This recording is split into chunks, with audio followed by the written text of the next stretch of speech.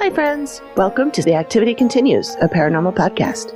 I'm Amy, the producer and host of this show, along with Megan and the other Amy. We are three soul friends who love to talk about the Dead Files TV show, along with other spooky and spooky adjacent things. Hi, everyone. I'm Megan, our resident scaredy cat. I love this stuff, but it absolutely terrifies me. Hey, everyone. I'm the other Amy, sometimes referred to as Amy, ABP, or AP, and I'm the voice of reason in the chaos. We're creating a community of like-minded friends who love to discuss all things paranormal. Along with our thoughts and tangents, you will also hear listener stories and interviews with paranormal professionals, Dead Files clients, and people with personal paranormal experiences. Come join us, where the activity continues.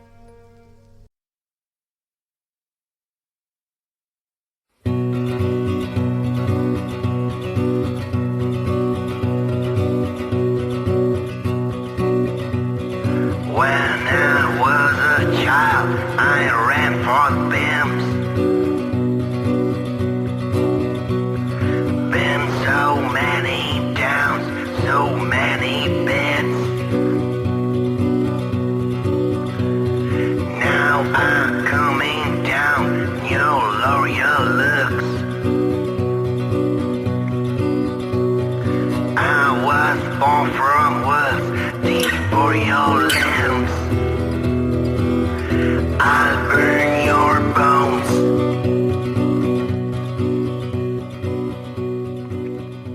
Hello, and welcome to Volsteadland. I'm Amy, and this is Heather. Hello, everyone. We're so glad you're here. We are back from our holiday vacation. Amy, what have you been up to over the holidays? Oh, I knew you were going to ask, and then my brain is now blank. We had Thanksgiving and Christmas here, and my husband cooked meals for both. Excellent. I didn't have to do much of anything, and everything turned out great. So he did a really nice job on both of those meals. So that was fun. We were going to do a New Year's Eve dinner. And then our friends who were going to be here New Year's Eve were no longer going to be here New Year's Eve. So we moved it up a few days. So we had basically two giant meals kind of back to back, which not great for my figure, but they were delicious. Excellent. And I didn't have to do much work at all. And then also I started a new podcast, and we just recorded episode 1 last night. I was editing it today. So that'll be out. I'm thinking next week our time. So maybe by the time this comes out, will it already be out? I'm looking forward to that, although I don't have access to the show it's about, but okay. I'm still looking forward to hearing it. Okay. So it's a recap show of the TV show, which is on the Travel Channel, called The Dead Files. And it's a paranormal show. It's about a psychic medium, a physical medium, and a homicide detective, retired homicide detective. And they go into haunted locations, and she, the medium, talks to the dead people that are there. And then the homicide detective goes and does all this investigation on the land, or the people that lived there before, or people that died in the house. And then they come together at the end and talk about what they've seen and how they match up. Fun. Oh, that sounds great. It's really, really good show. Cool. It's on Discovery Plus, but it's a Travel Channel show. So wherever they have the Travel Channel, you can get it. Like, I get it on Hulu too. Oh, okay. But I don't know I think it's just because we have Hulu Live that we have it. It might not be on, basic Hulu. But anyway, it's a really good show, and I love it, and my friend Megan loves it. And so we usually end up watching it and then texting each other the whole time. And so I was like, why don't we just talk about it and make it a show? Excellent. Fun. So that's what we're doing. Yeah. So that'll be fun. I'll put a link to it in the show notes. How about you? What did you do? Well, I went and spent Christmas in Reno with my dad and his SO, as he calls her, significant other. And then along with 10 other members of her family, we went to Cabo San Lucas and stayed in a beautiful villa. And half the people contracted COVID and were stuck there. But it was a lovely time anyway. And then I came back and I was sick for a week. So yeah, And here we are. I know it's amazing how many people are getting this new strain. Yeah, it's scary. It's really scary. We just got new masks today. The good ones, the N95s or whatever. Yep. And for like a week, Greg didn't want to go out, didn't want to do anything. We did go out last night, but we stayed very close to each other and not close to anybody else, and wore a mask in and out of the place. And the bartenders wore masks. And yep, we're in it.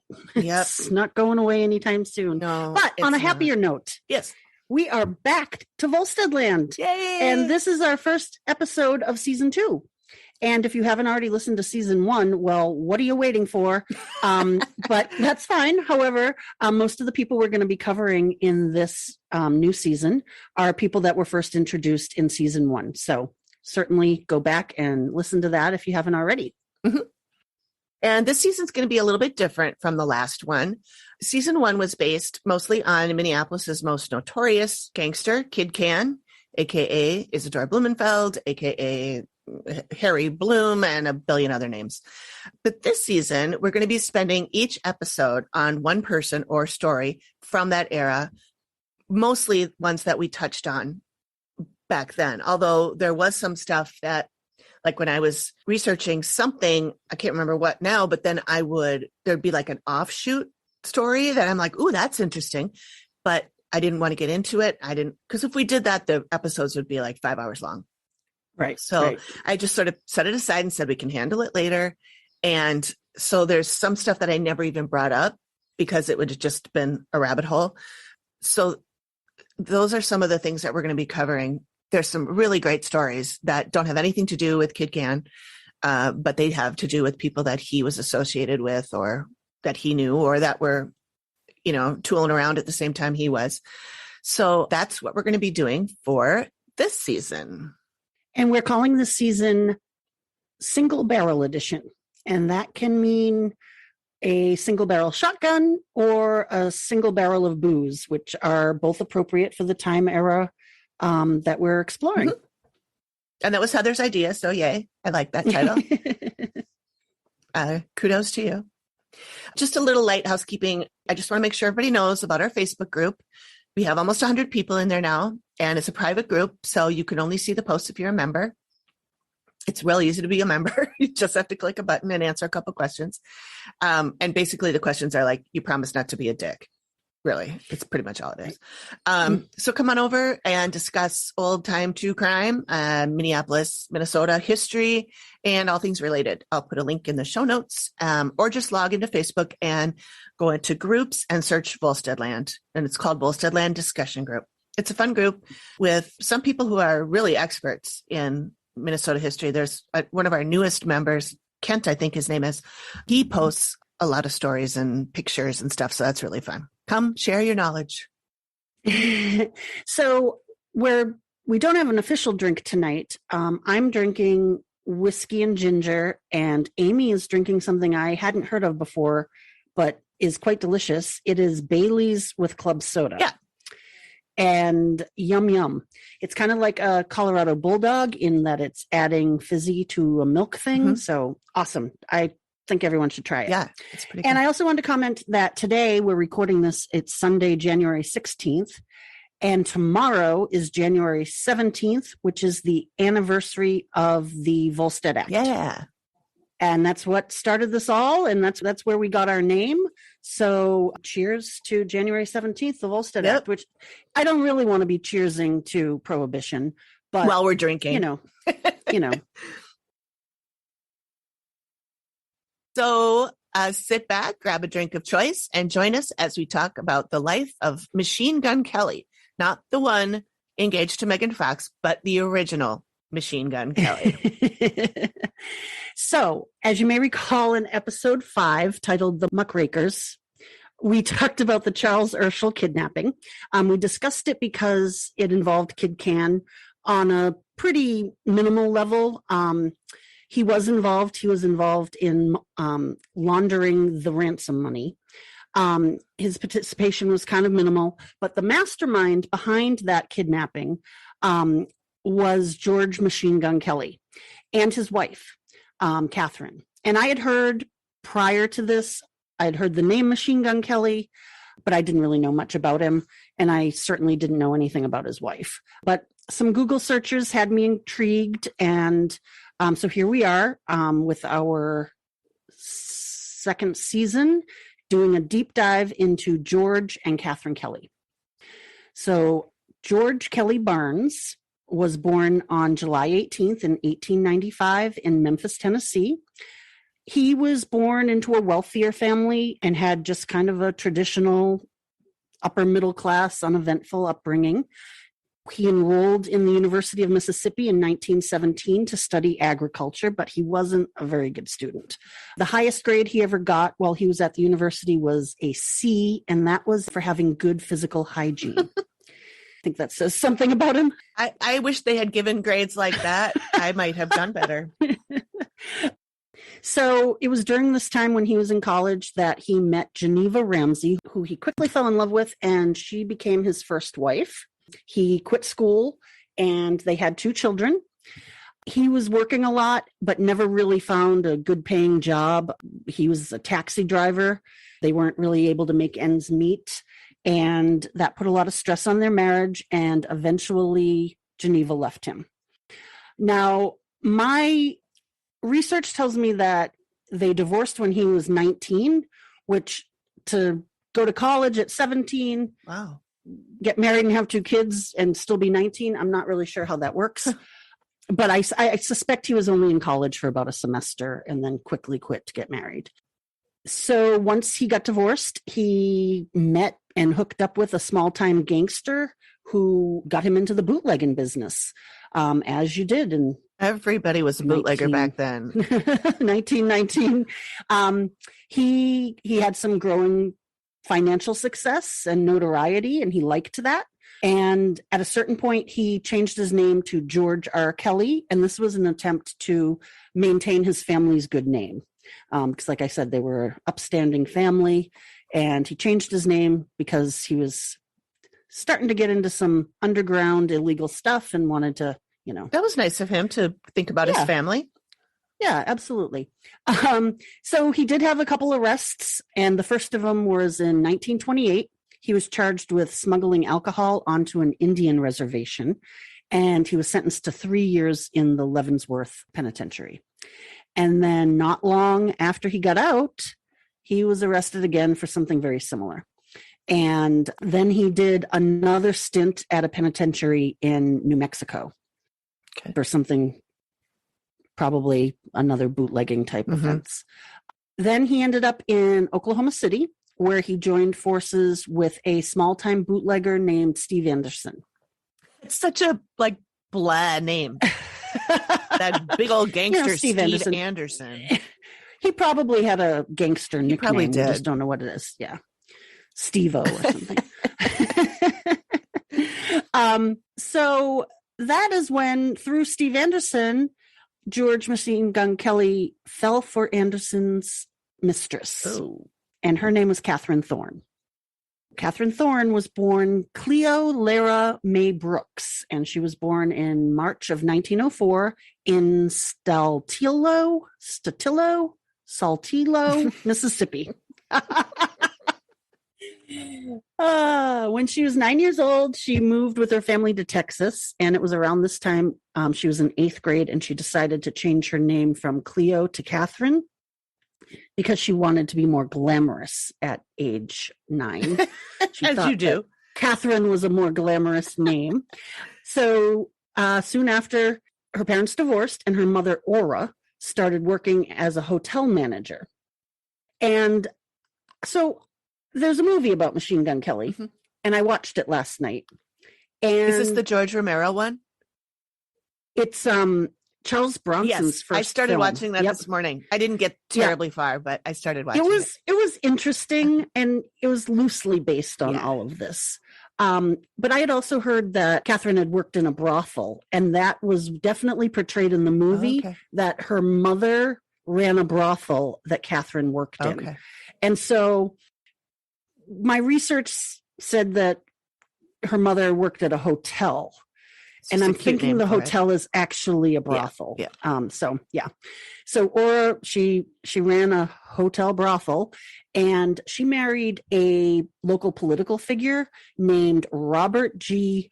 Boss Shannon. They just called him Boss. And he was from Paradise, Texas.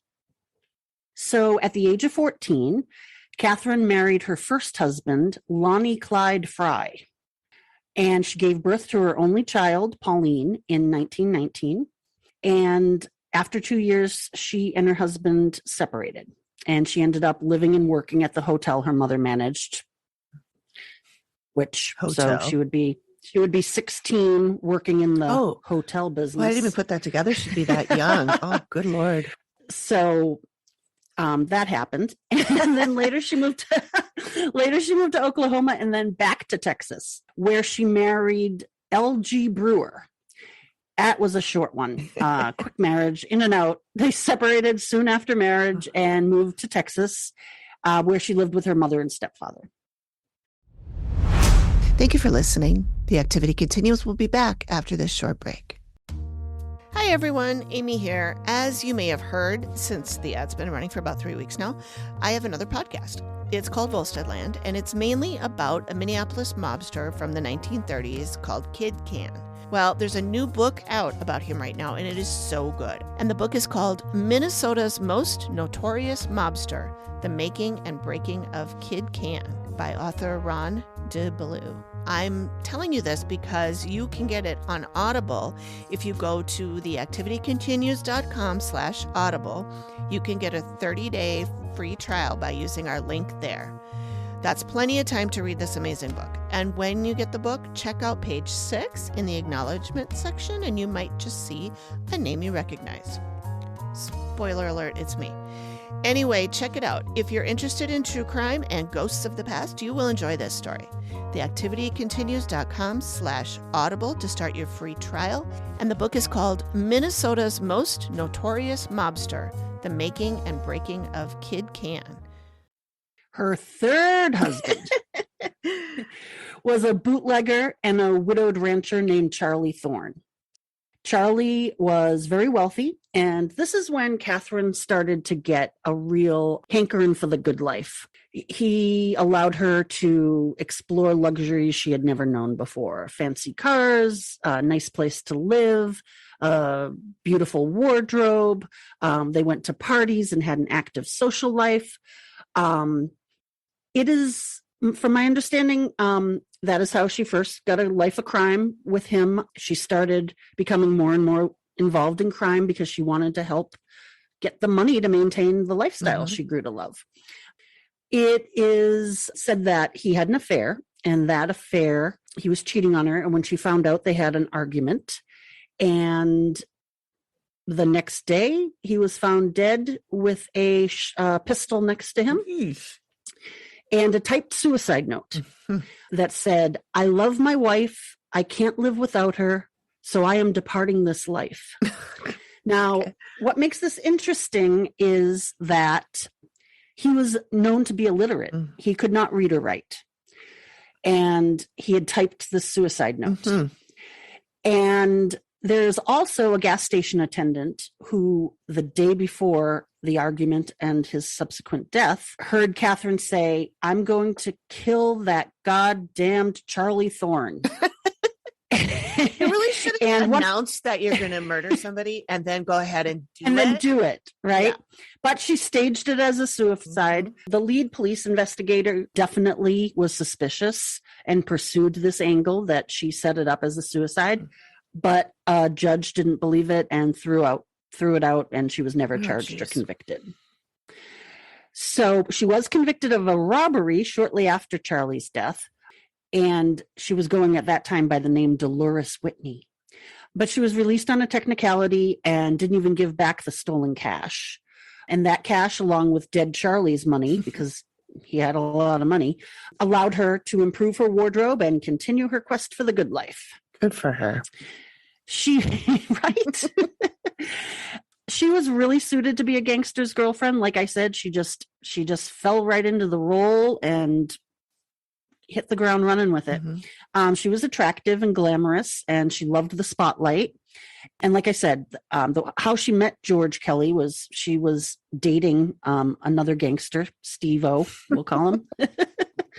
One time when Steve was out of town on business, presumably pulling a job, which I think is, what they say in the gangster biz, she and George met and fell in love and ran off together, and then eventually married in Minneapolis, Minnesota, Hey.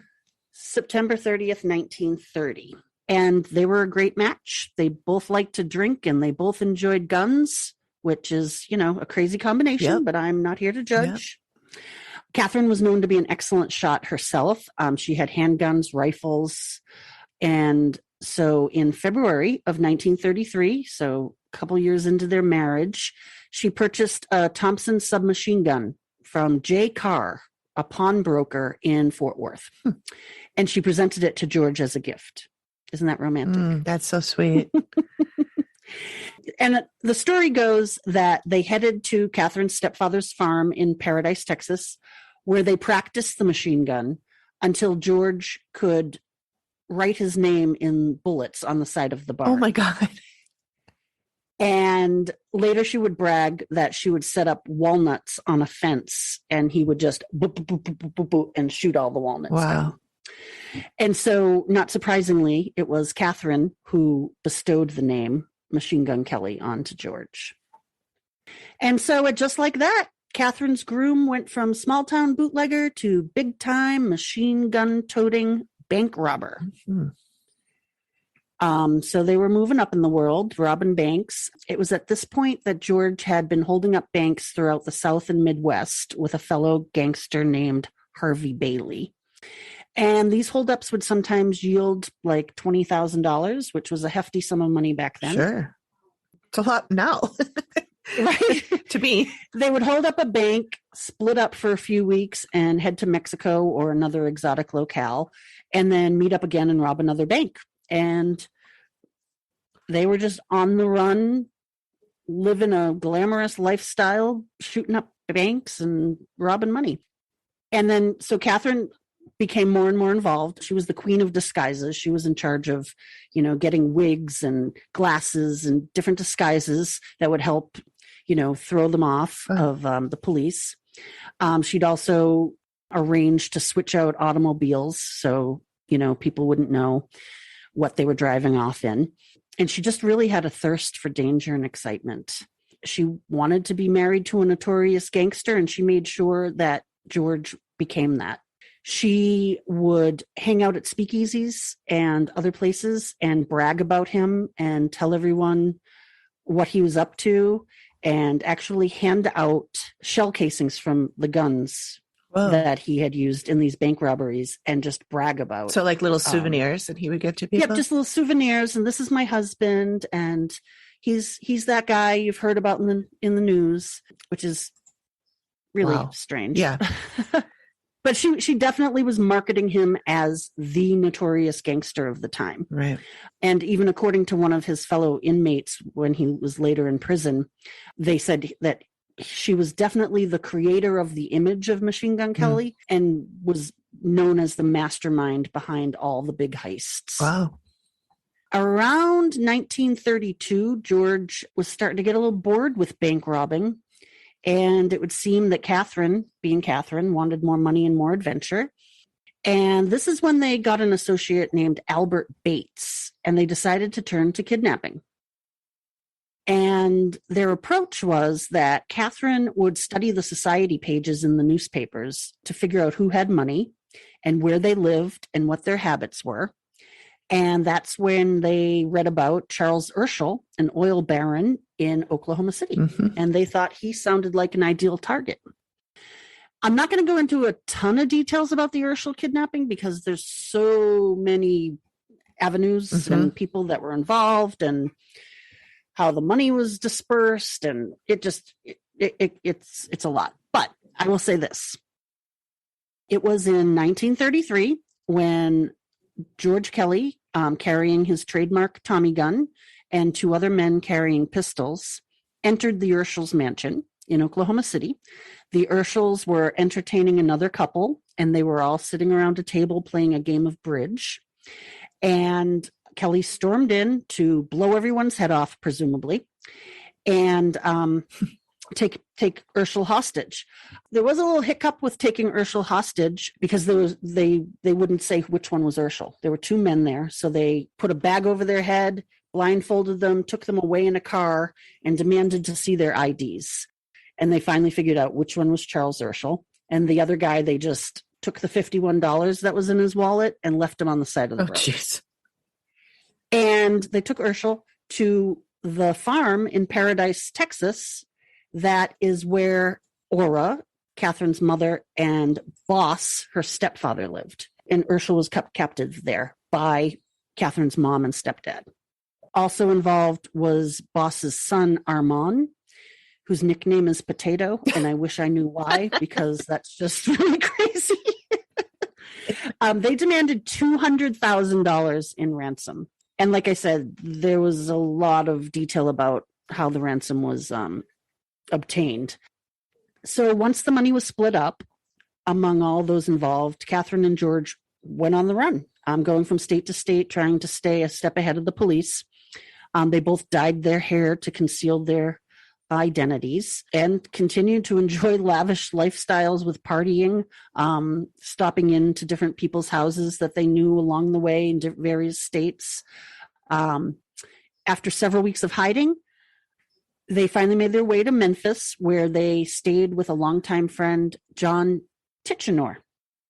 And it was on the morning of September 26th, 1933, the Memphis police, along with FBI agents, surrounded the Tichenor house and made a forced entry. And it was at that moment that Kelly, presumably, arguably, maybe coined the phrase, "G-men, please don't shoot."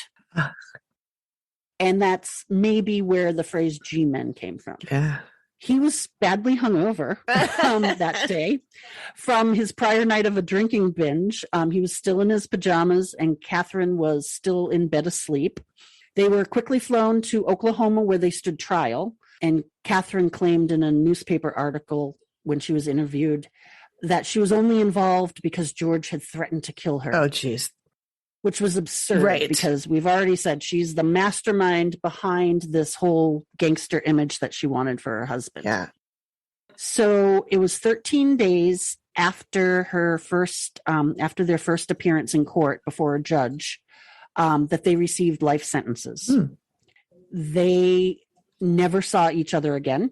4 other people, including Catherine's mother, were also given life sentences. Oh, geez. And a total of 21 people were convicted for their involvement in the kidnapping. Wow. George was transferred to Leavenworth Penitentiary in Kansas, and Catherine, along with her mother, were transferred to a federal prison in Cincinnati. George was quite arrogant with the prison wardens and was bragging to the press that he would escape and that he would break out his wife out of prison and that they would be spending Christmas together that year. The prison officials decided to take this seriously, and then the way to do that they thought best was to transfer him to Alcatraz. And he arrived at Alcatraz on September 4th, 1934. And he was actually among Alcatraz's first group of prisoners. Oh. And he was AZ number 117 was his prison number. Have you ever been to Alcatraz? I have not been to it. I've been there, looked across the water at it, but no, I've never actually been to it. It is the coolest museum experience. I recommend everyone go. It is just so cool. It's a typical museum tour where you wear a headset, but you can hear like the clanging of dishes in the mess hall, and you get to see where the men got their hair cut. And I had a great time at Alcatraz, and I recommend I would love to go there. While he was serving his time there, he was considered to be, by the warden, a model citizen. He wrote many letters to his kidnapped victim, Charles Urschel, while in prison, showing remorse and begging for forgiveness, as well as asking him for help on the outside to get him out, which didn't happen. And it's actually rumored that Urschel paid the tuition for Catherine's daughter, her only daughter, Pauline, to attend college, which is kind of interesting. That's very big of him. While George was in Alcatraz, he worked as an altar boy in the prison chapel, and he also worked in the laundry, as well as doing some administrative work in the offices. I'm not sure why, but he was eventually transferred back to Leavenworth, where he died on his 59th birthday in 1954. Catherine and her mother were released early in mid-June of 1958, and upon release from prison, Catherine and her mother chose not to return to a life of crime, thank goodness, but they both got jobs working in the same nursing home. Catherine as a bookkeeper and Aura as a nursing assistant. And then in 1962, when Catherine was contacted, she said of the press, "Why can't they just leave us alone? I'm afraid I'll lose my job if this constant barrage of publicity keeps up. I was just a young farm girl when I met Kelly back in 1930. I wasn't used to all the money, cars, and jewelry George offered me. Any farm girl would have been swept off her feet, same as I was." Aura died 5 years before Catherine at a suburban Oklahoma City home that they shared. And then Catherine passed away in Tulsa using the name Lyra Cleo Kelly, a supposed Wisconsin native. So she must have been just deciding to reinvent herself again. And take her old name claiming back. she was from Wisconsin. And she died in a nursing home there. And that's the story of Machine Gun Kelly and his wife, Catherine. Wow, that's cool. Thank you. Good job. That was fun. Thank you. Yeah, I knew nothing. I mean, I'd heard the name Machine Gun Kelly. I did not know anything about him except that he was a gangster and not the one dating Megan Fox. But but I didn't know anything about his wife. And when you mentioned when we were doing the original Urshel kidnapping story, and you mentioned that there was so much more about these two, I was like, yeah, let's do that. Do a deep dive. So I'm glad you did. That was fun. All right. Cool.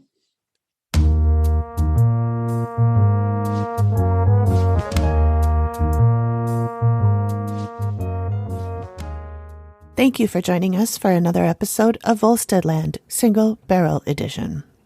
Tune in next time when we cover the life of Marilyn Tollefson, the woman who eventually brought down Kid Cann. Sort of. Don't forget to subscribe so you don't miss the next episode, and visit us on all our social media platforms for more content.